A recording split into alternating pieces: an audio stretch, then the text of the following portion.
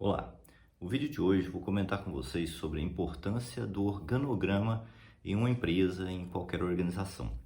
E é importante, antes de mais nada, mencionar que essa questão do organograma, ela independe do tamanho da sua empresa, da sua organização. O organograma ele é importante para qualquer tamanho de empresa, para qualquer formato de organização, porque ele traz uma série de clarezas, uma série de definições que são importantes para qualquer empresa. Até porque, normalmente, uma empresa pequena existe, pelo menos da parte dos seus fundadores, dos seus titulares, sócios, a intenção, a pretensão ou a expectativa de que ela cresça. E quanto mais cedo for feito o organograma, quanto antes isso for pensado, for planejado, mais facilmente ou por um caminho mais conhecido é possível alcançar esse crescimento.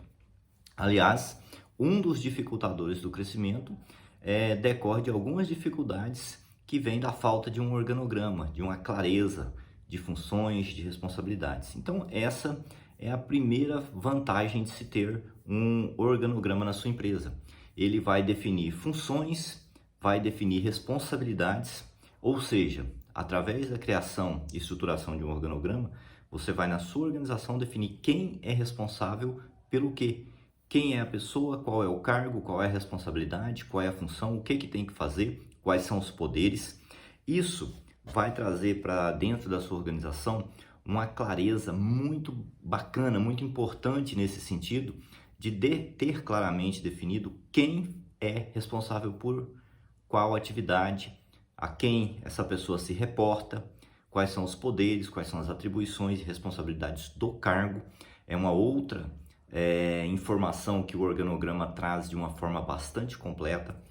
As pessoas precisam entender que o poder dentro das empresas ele não deve estar relacionado diretamente à pessoa, não quando se fala do poder institucional. Esse poder ele é do cargo. Então, o gestor de recursos humanos ele tem uma atribuição que envolve que ele tenha controle sobre essa área da empresa, mas é do gestor e não necessariamente da pessoa. Essa função pode ser manejada, passada para uma outra pessoa, e claro que esse tipo de substituição dentro da empresa, principalmente das empresas em crescimento, muitas vezes ela é traumática, as pessoas não entendem muito bem, demoram um tempo para assimilar isso. E você tendo um organograma, isso facilita bastante o processo, certo? Outra questão ainda nessa primeira etapa do organograma é a questão que a gente usa o termo caixas. Quando você vai criando o organograma, você vai criando aquelas caixinhas, né? Tá naquele formato que normalmente se usa. E não tem problema nenhum você partir desse formato, tá? Aquele formato mais piramidal. Por que isso? Porque quando você vai criando essa série de caixas que vão, na verdade, representar os cargos e funções, você vai começar a perceber o que você precisa ter dentro da sua empresa. E não tem, num primeiro momento, no momento que a empresa nasce, isso está inclusive em um livro muito bacana, que é O Mito do Empreendedor, do Michael Gerber, que ele diz que no início, cada uma dessas caixas vai estar com o seu nome. Se você é o fundador dessa empresa e a empresa ainda está começando, você vai ter que pôr o seu nome em muitas dessas caixas, porque às vezes você vai ter que cuidar do marketing, você vai ter que cuidar das finanças, você vai ter que cuidar de compras, vai ter que cuidar do atendimento ao cliente. Agora, isso tem que ser claro para você e para todos na empresa que deve ser algo temporário.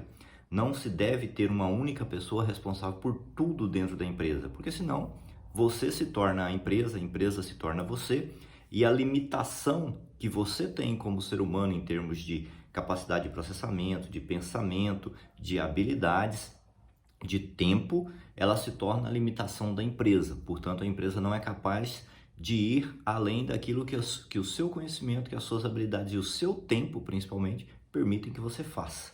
E essa é uma limitação que empresas com grandes aspirações não podem ter, certo? Um segundo ponto que o organograma traz, de uma forma bastante incisiva, é evitar conflitos. Por que ele vai ajudar a evitar conflitos?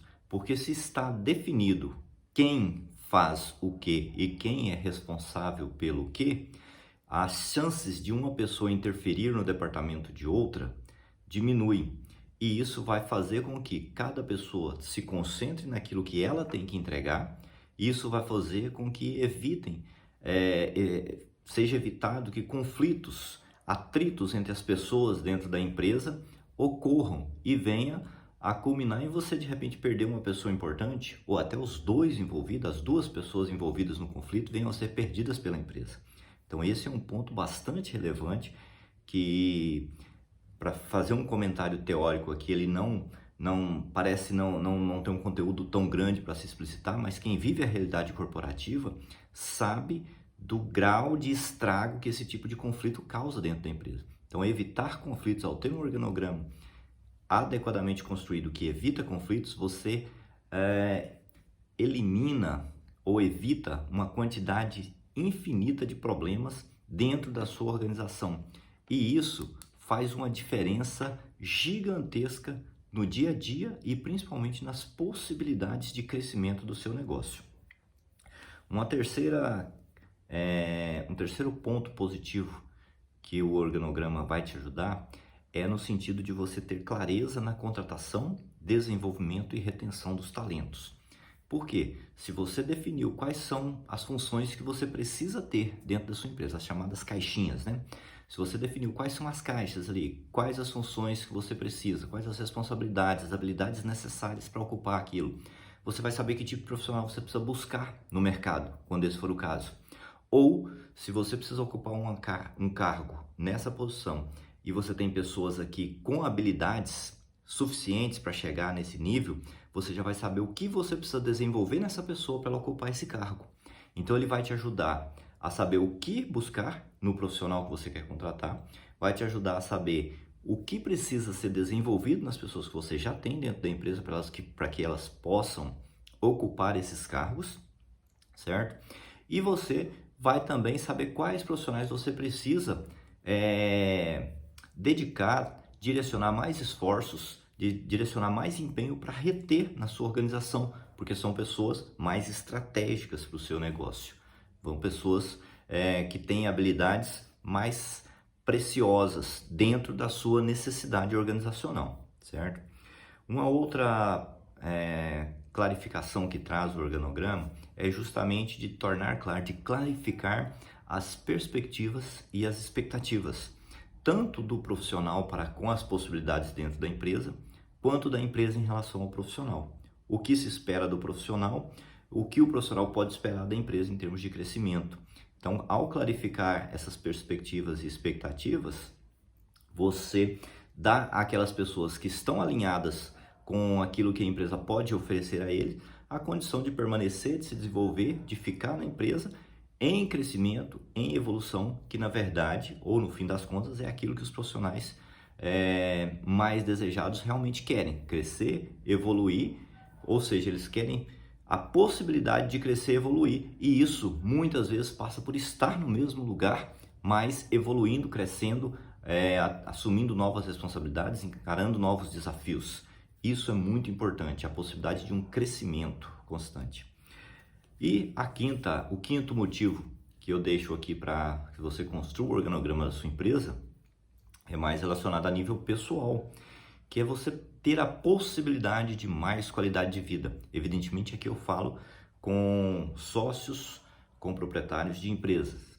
Se você constrói um organograma, preenche esse organograma com pessoas adequadas, com as habilidades corretas, você desenvolve as pessoas para ocuparem os cargos que você precisa que sejam ocupados por outras pessoas, você vai se permitir o direito de ter vida, de ter qualidade de vida.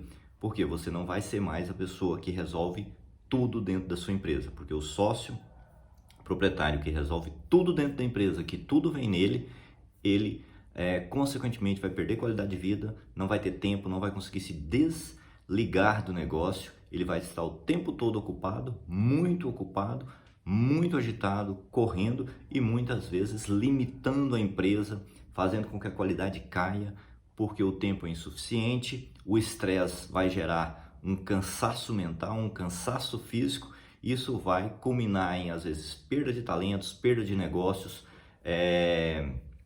perda de qualidade, e a sua empresa vai ficar limitada por uma condição que você mesmo criou. Então é importante que você crie condições na sua empresa para que você tenha vida e a sua empresa tenha mais possibilidades de crescer e de se expandir, ok? Pessoal, se você gostou desse vídeo, por favor, deixe seu like aí, curta, compartilhe e até o próximo.